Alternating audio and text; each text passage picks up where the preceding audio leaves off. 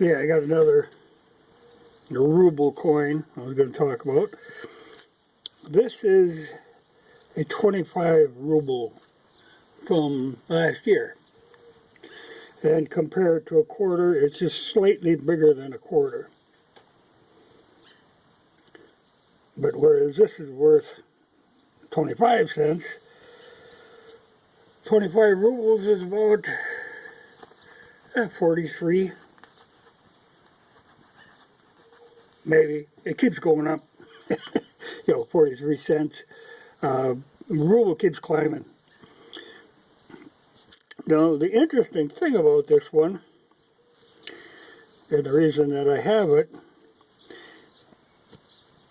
is it is commemorative of Masha and the Bear, a Russian cartoon that maybe you haven't heard of, but I'm sure if you got little kids around, they probably heard of it. It's a very popular cartoon all over the world.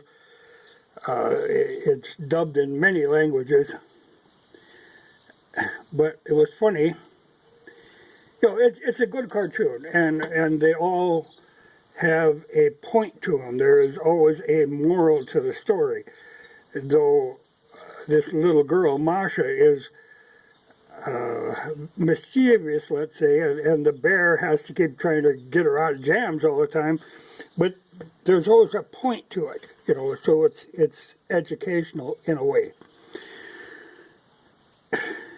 Anyway, it was interesting that they actually made a coin commemorating that cartoon,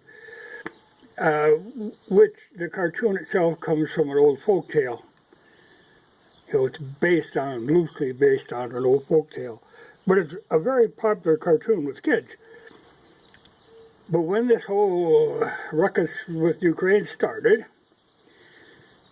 then there were networks here that were going to drop that cartoon. And of course there were people who said, "Oh, I won't let my kids watch this Russian cartoon," though it's in no way propaganda. It's just a cartoon. People tend to read too much into these things, and the kids really like it. But there were some networks that were talking about dropping that, and they got a lot of pushback. But like I say, some people themselves, "Oh, I won't let my kids watch that." And the kids wanna, and they lie to them and say, "Oh, they don't make it anymore. It is not anymore." Eventually your kids are going to find out you're lying to them. But it's a harmless cartoon compared to some of the stuff that that we have out there that is pushing strange. Anyway, like I say, people wanted to ban it, or some people. So I thought it was funny when then Ukraine decides that they will ban Tolstoy's War and Peace from their schools because it's too Russian. This coming from people, a society that feels that Mein Kampf is a hell of a piece of literature. But anyway, War and Peace, good story. Tremendously long, tremendously complex, in that it's hard to keep track of these names of all these characters. But an interesting thing, I had picked up a 3-volume set once years ago, and it was an old set. And I found as I was reading it, when I got into the second volume, I had to start cutting pages. They used to do a thing with old books when they were new.